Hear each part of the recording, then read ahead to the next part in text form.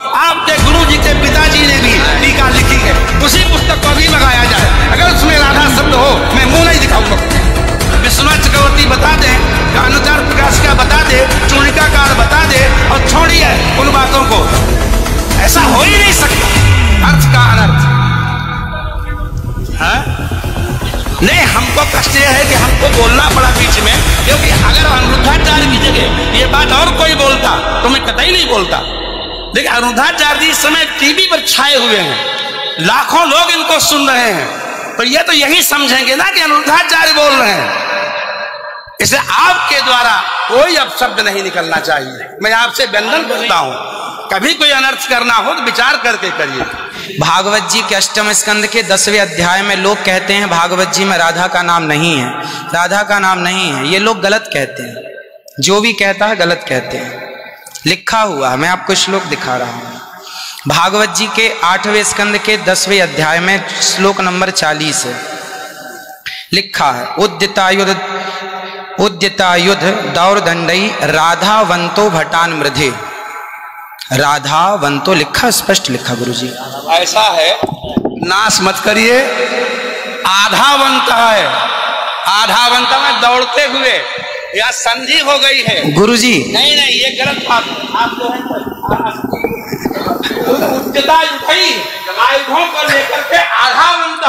गुरुजी गुरुजी गुरुजी गुरुजी गुरुजी, हम तो आपके दास हैं, मत कीजिए ना। हमारे गुरुजी कहते हैं ना ना गुरुजी, इसका अर्थ तो सुन लीजिए, इसका अर्थ तो सुन लीजिए। आप जब राधा बता रहे हो, सुनिए सुनिए गुरुजी, इसका अर्थ है राधावंतो भटान मृदेश का अर्थ गुरुजी ने बताया हमें। गुरुजी ने, हमारे गुरुजी, कोई गुरुजी नहीं बता सकता। हमारे गुरुजी कहते हैं बिल्कुल नहीं बना सकते, क्योंकि जब आप राधा बनाओगे तो सर्गे कहाँ जाएंगी गुरुजी? उद्यतायुधई ही विसर्ग हो गया। गुरुजी, गुरुजी कहते हैं क्यों नहीं बोलते? गुरु शब्द है। अब चलिए, भागवत जी में दूसरा है बधू। बधू प्रयोग हुआ है, बधू प्रयोग हुआ है। तो बधू का प्रयोग ये है कि वहां श्री राधा रानी का ही स्मरण है।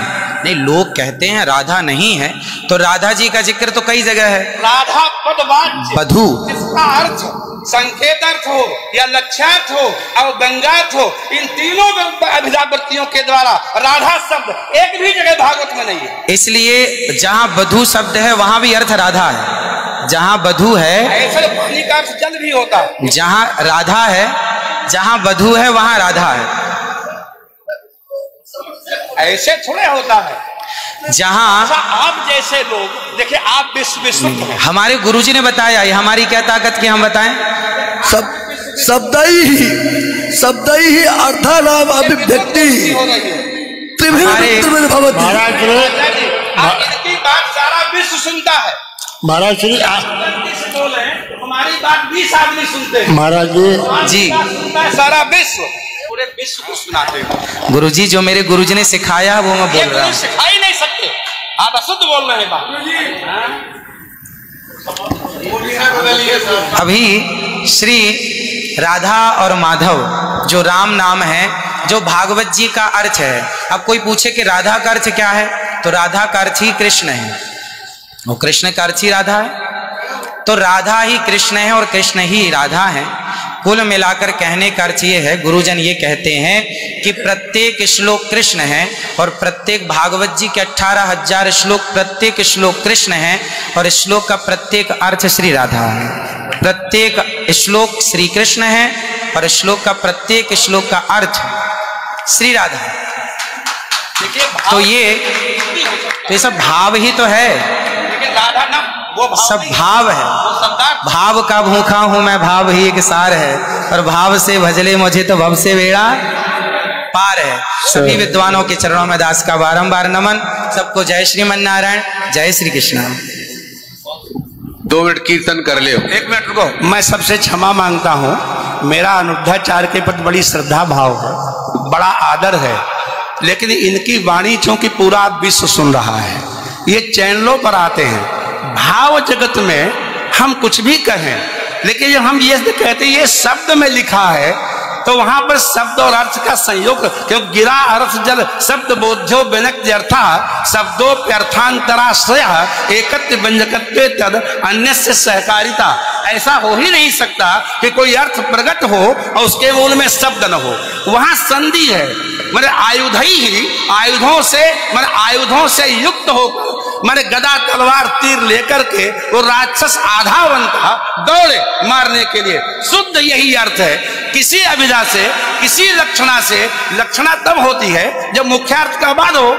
मुख्यार्थ का बाद हो ही नहीं सकता।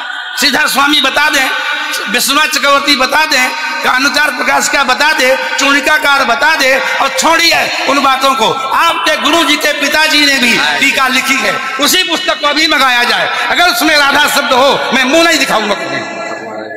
ऐसा हो ही नहीं सकता अर्थ का अनर्थ। हाँ? नहीं, हमको कष्ट यह है कि हमको बोलना पड़ा बीच में, क्योंकि अगर अनिरुद्धाचार्य की जगह ये बात और कोई बोलता तो मैं कतई नहीं बोलता। देखिए, अनिरुद्धाचार्य जी इस समय टीवी पर छाए हुए हैं, लाखों लोग इनको सुन रहे हैं, तो ये तो यही समझेंगे ना कि अनिरुद्धाचार्य बोल रहे हैं। इसलिए आपके द्वारा कोई अपशब्द नहीं निकलना चाहिए। मैं आपसे वंदन करता हूं, कभी कोई अनर्थ करना हो तो विचार करके करिए। मैं और कोई बात नहीं, सबको क्षमा मांगता हूं।